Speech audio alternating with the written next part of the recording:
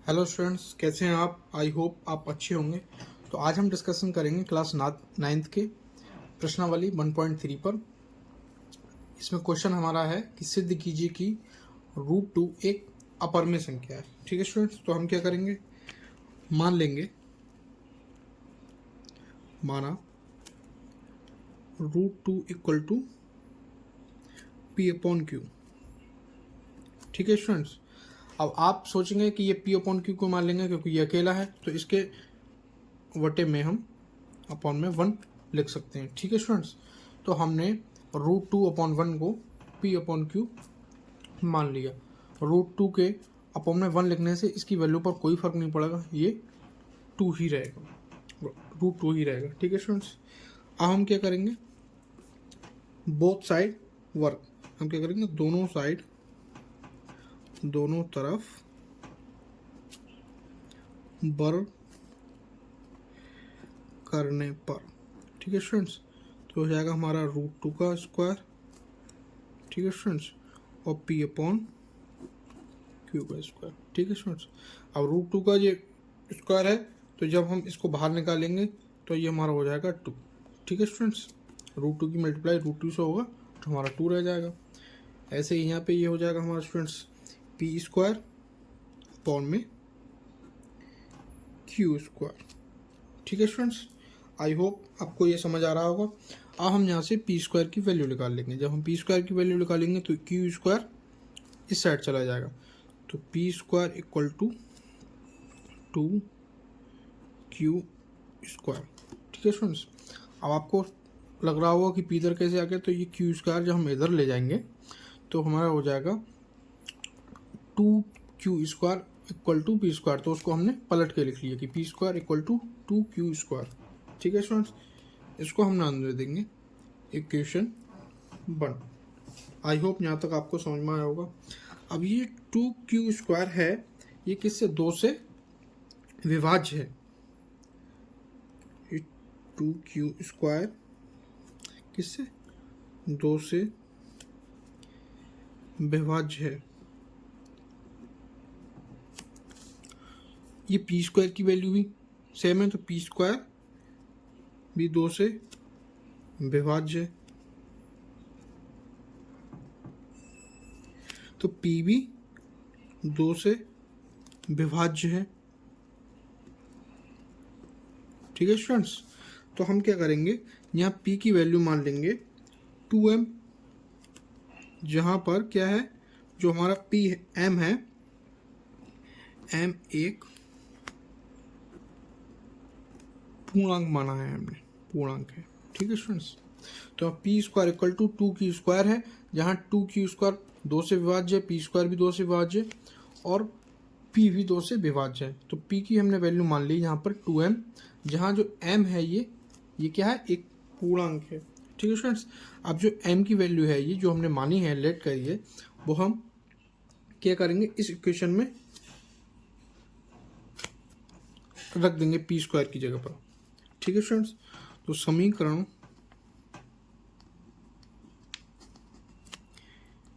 1 में P का मान रखने पर, ठीक है स्टूडेंट्स, तो यहाँ पे हम रखेंगे P का मान, तो ये हो जाएगा हमारा 2m। हमने P की जगह पे वैल्यू पुट की है, स्क्वायर है तो इससे स्क्वायर आ जाएगा, इक्वल टू 2Q²। ठीक है स्टूडेंट्स, आई होप यहाँ तक आपको सब कुछ अच्छे से समझ में आया होगा। अब स्टूडेंट्स हम क्या करेंगे, इसको हम, इसका जब हम स्क्वायर खोलेंगे तो ये हो जाएगा, सॉरी इसका स्क्वायर खोलेंगे तो ये हो जाएगा हमारा 4m² equal to 2Q²।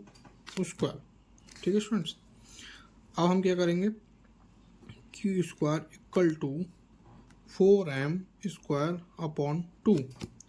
I hope आपको समझ आया होगा कि हमने Q² यहाँ ऐसे ही रहने दिया और 4m² में ये इस 2 को इसके अपॉन में ले लिया यहाँ पे। ठीक है स्टूडेंट, तो हमारा होगा Q² equal to 4m² upon 2, तो इस 2 1 जा 2, 2 2 जा 4।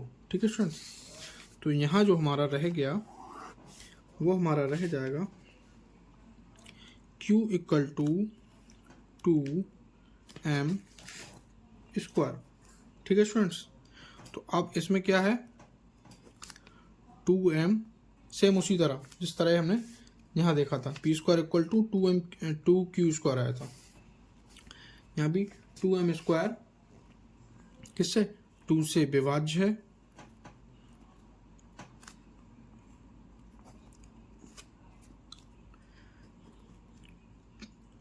Q स्क्वायर भी 2 से विभाज्य है,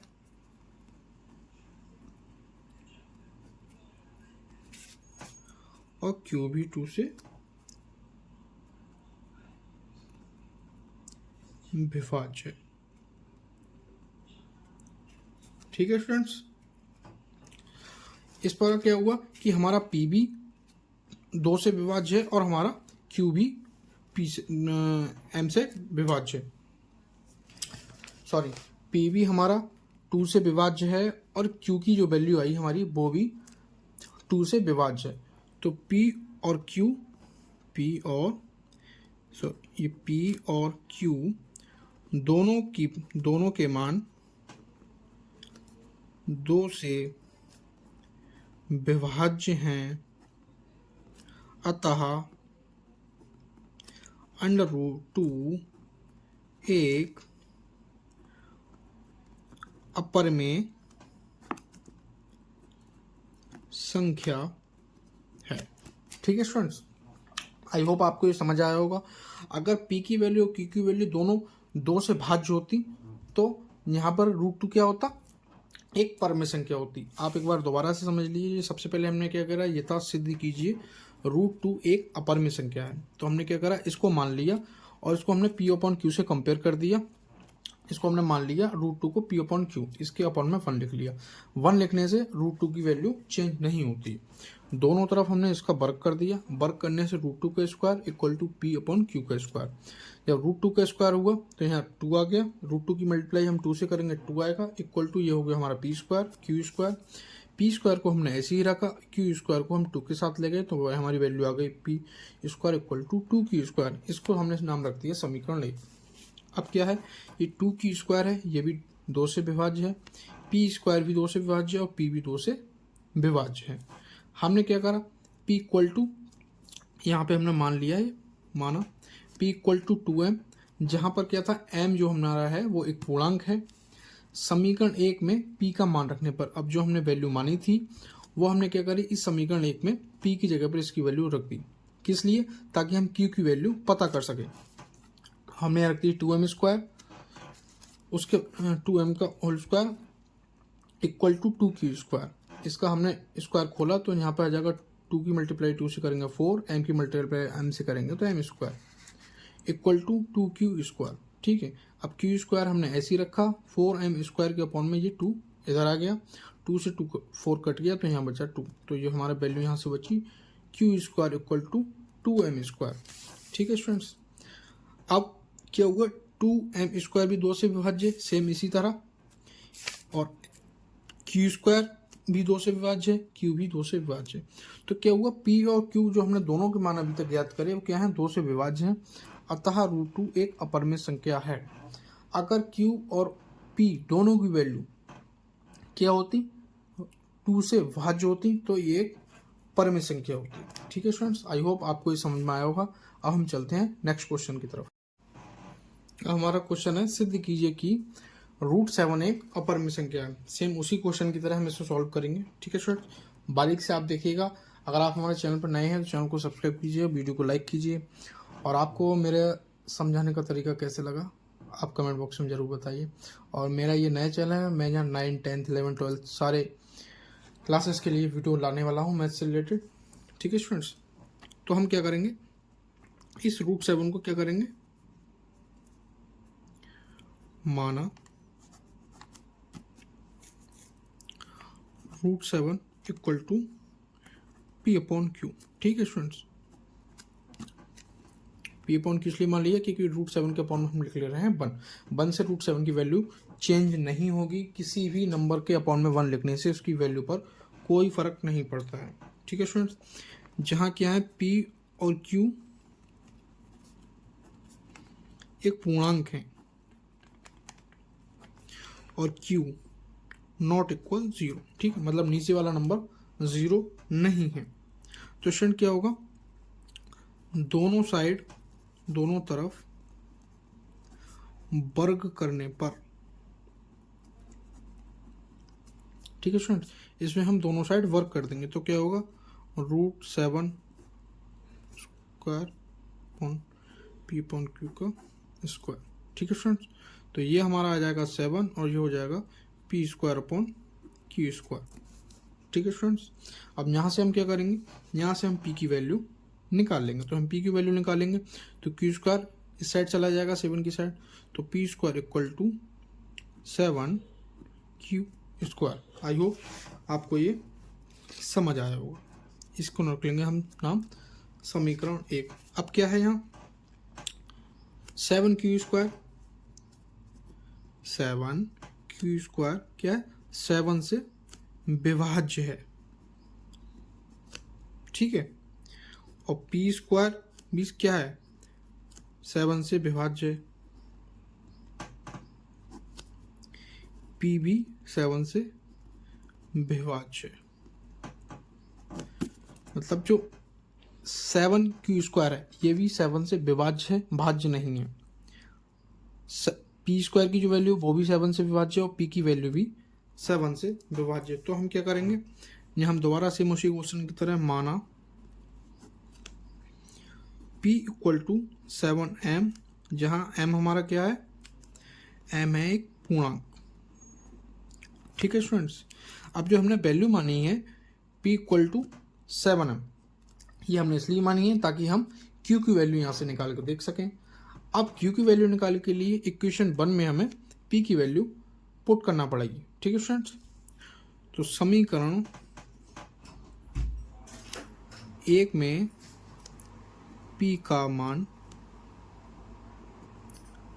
रखने पर, ठीक है स्टूडेंट्स, तो इसमें अगर हम p का मान रखेंगे तो हमारा आंसर क्या आएगा, देखो आप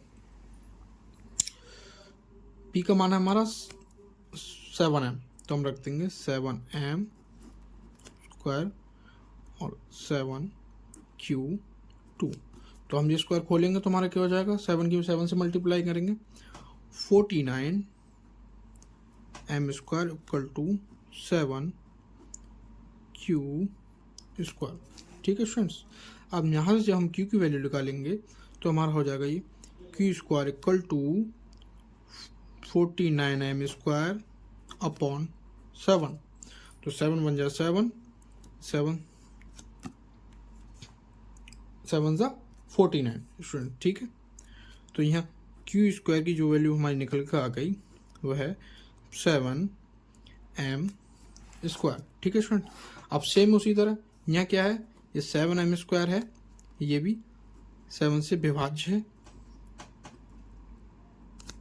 q² भी 7 से विभाज्य है और q की जो वैल्यू है वो भी 7 से विभाज्य है। जैसे इसमें विभाज्य जा रही थी इसमें भी विभाज्य है, ठीक है स्टूडेंट्स। तो हम यहाँ फाइनली क्या लिखेंगे कि p और q दोनों के मान 7 से यानी 7 से विभाज्य हैं, अतः √7 एक अपरिमेय संख्या है। आई होप स्टूडेंट्स आपको ये समझ में आया होगा। सेम उसी पिछले क्वेश्चन की तरह हमने ये करा था, √7 को हमने क्या करा था, p अपॉन क्यू की फॉर्म में मान लिया था, ठीक है। दोनों तरफ हमने वर्क कर दिया, √7 का स्क्वायर करा 7 आ गया, ये p² अपॉन q² हो गया, p² की वैल्यू निकाली तो q² इस साइड चला गया तो हो गया p² इक्वल टू 7q²। इसको समीकरण 1 रख लिया, ये 7 से विभाज्य थी, 7 से विभाज्य थी, तो हमने p इक्वल टू 7m मान लिया q की वैल्यू यहाँ से निकालने के लिए, जहाँ m हमारा एक पूर्णांक था।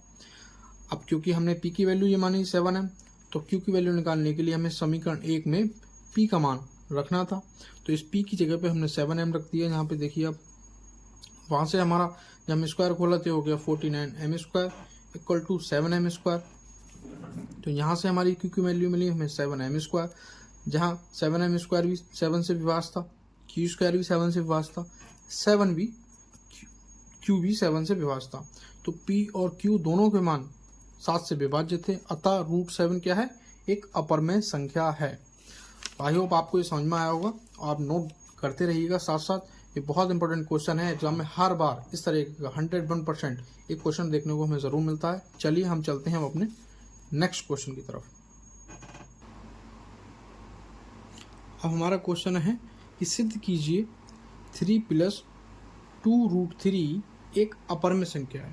ठीक है स्टूडेंट्स, तो क्वेश्चन आपको थोड़ा डिफरेंट लग रहा होगा, लेकिन हमें सेम जैसे हमने पिछले 2 क्वेश्चन देखे सेम उसी तरह हमें सॉल्व करना है। ठीक है स्टूडेंट्स, तो सबसे पहला क्या काम है, हम इसे मानेंगे, माना 3 + 2√3 अपॉन इक्वल टू P/Q। ठीक है, इसे हम क्या मान लेंगे, P/Q की फॉर्म में मान लेंगे, जहां पर P और Q एक पूर्णांक है और Q नॉट इक्वल 0। ठीक है स्टूडेंट्स, इसके अपॉन में हम 1 मान लेंगे। ठीक है, क्योंकि हम इसको P/Q की फॉर्म में मान रहे हैं। 1 लिखने से इसकी वैल्यू पर कोई भी प्रभाव नहीं पड़ेगा। तो सबसे पहले काम क्या करना है, हमें से P/Q की फॉर्म में मान लेना है। 3 + 2√3 अपॉन 1 को हमने क्या करा, P/Q की फॉर्म में मान लिया, जहाँ P और Q एक पूर्णांक है। ठीक है, और Q नॉट इक्वल 0, मतलब नीचे वाला नंबर है Q है, जो नीचे वाली वैल्यू वो हमारी 0 नहीं है। ठीक है स्टूडेंट्स, हम क्या करेंगे, इसमें 2√3 इक्वल टू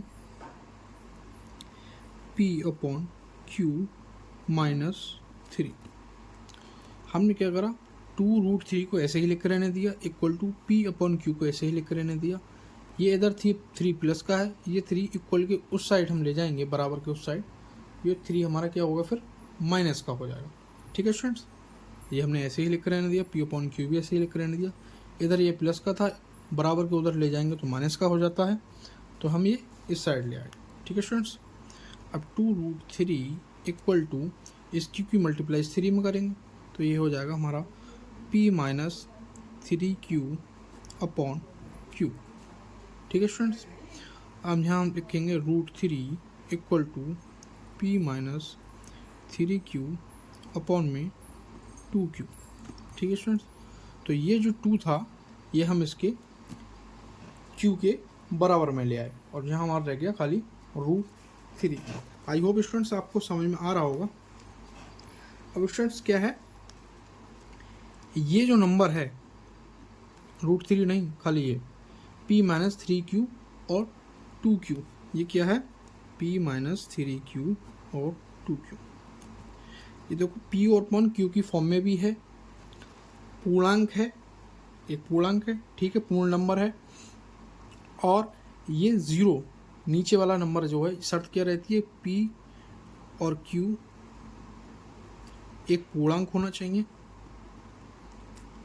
तो ये पूर्णांक भी है, और Q नॉट इक्वल 0, तो नीचे वाली जो वैल्यू है Q वाली वो 0 भी नहीं है। तो ये क्या है, तो P - 3Q अपॉन 2Q ये क्या है, ये एक परिमेय संख्या है, परिमेय संख्या है। ठीक है स्टूडेंट्स, लेकिन ये हमारी क्या है, हमें तो रही है अपरिमेय संख्या है, लेकिन हमें से किस सिद्ध करना है कि अपरिमेय संख्या क्यों है, कैसे। ठीक है स्टूडेंट्स, तो हम √3 पे वर्क करेंगे। एक तरीके से देखा जाए तो हमने पहला क्वेश्चन सॉल्व किया था √3 वाला, यहाँ तक जो इस क्वेश्चन का प्रोसेस था वो पूरा हो चुका। अब √3 को जो हमने पहला वाला क्वेश्चन किया था सेम उसी तरह हम सॉल्व करेंगे। आइए जाने कैसे करते हैं। तो हम क्या करेंगे, मान लेंगे, माना √3 इक्वल टू, वहाँ एक ही क्वेश्चन में 2 बार हमें सेम प्रोसेस करना पड़ रहा है, तो वहाँ हमने P/Q की फॉर्म में माना था, तो यहाँ हम मान ले रहे हैं A/B की फॉर्म में, जहाँ A और B पूर्णांक हैं और v नॉट इक्वल 0। ठीक है, वहाँ q नॉट इक्वल 0 होता था, वहाँ q और p और q की फॉर्म में माना था, यहाँ हमने a और b की फॉर्म में मान लिया है। ठीक है स्टूडेंट्स, अब हम क्या करेंगे, दोनों तरफ वर्क करने पर तो क्या होगा स्टूडेंट्स, ये हो जाएगा हमारा √3² अपॉन a अपॉन b। ठीक है स्टूडेंट्स, अब ये रूट स्क्वायर खुलेगा तो ये √3 की मल्टीप्लाई 3 से होगी तो ये 3 हो जाएगा, ये स्क्वायर हो जाएगा और ये हो जाएगा हमारा b²। ठीक है स्टूडेंट्स, तो यहाँ से जब हम a की वैल्यू निकालेंगे तो a² इक्वल टू 3b²। ये b² इस साइड चला जाएगा तो हम इसको पलट के लिख लेंगे, ये हमारा a है। ठीक है स्टूडेंट्स, मेरा बनाने का तरीका कुछ इस तरह है, लिखने का तरीका, तो a² इक्वल टू 3b² ये हमारा हो जाएगा। अब सेम जैसा हमने पिछले क्वेश्चन में करा था, क्या है 3b² 3 से विभाज्य है, आपको दिख ही रहा होगा।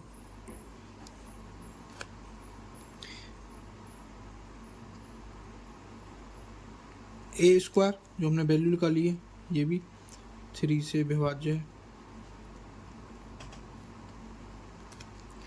और हमारा a भी 3 से विभाज्य है। ठीक है स्टूडेंट्स, अब हम क्या करेंगे, अब इस a की वैल्यू निकालने के लिए हमें इसको हम नाम रख देंगे इक्वेशन 1। अब हम इस a की वैल्यू निकालने के लिए क्या करेंगे, माना a इक्वल टू 3c, जहाँ c जो हमारा क्या है, पिछले क्वेश्चन में हमने m माना था तो m हमारा क्या था, एक पूर्णांक था, यहाँ पर क्या हमने c मान रखा है तो c एक पूर्णांक है। अब इस इक्वेशन से v की वैल्यू निकालने के लिए a इक्वल टू हमने क्या माना 3c, जहाँ c क्या है, एक हमारा पूर्णांक है। अब a का मान समीकरण 1 में रखने पर, ठीक है स्टूडेंट्स, जो हमारा a की वैल्यू हमने मानी है 3c, जहाँ c एक पूर्णांक है, तो इस a का मान किसमें, समीकरण 1 में रखने में, समीकरण 1 हमारी क्या है, a² इक्वल टू 3b²। ठीक है स्टूडेंट्स, तो यहाँ हम लिख देंगे a की जगह पर 3c² इक्वल टू 3b²। ठीक है, तो यहाँ पे हमें क्या मिल जाएगा, यहाँ 3 की मल्टीप्लाई 3 से होगी तो ये होगा 9c² इक्वल टू 3b²। अब यहाँ से अगर हम b की वैल्यू निकालेंगे तो ये होगा b² equal to 9c² upon 3, 3 1 जा 3, 3 3 जा 9, जो b की वैल्यू हमारी निकलेगी, b² की वैल्यू वो निकलेगी हमारी 3c²। ठीक है स्टूडेंट्स, आई होप आपको यहाँ तक समझ आया होगा, लेकिन यहाँ भी वही कंडीशन है, तो 3c² 3 से विभाज्य है, b² भी 3 से विभाज्य है, और b भी 3 से विभाज्य है। तो यहाँ हमने a की वैल्यू निकाली, ये भी हमारी 3 से विभाज्य थी, और b की वैल्यू निकाली, ये भी 3 से विभाज्य थी। ठीक है स्टूडेंट्स, तो अब हम क्या लिखेंगे, a और b दोनों के मान 3 से विभाज्य हैं, अतः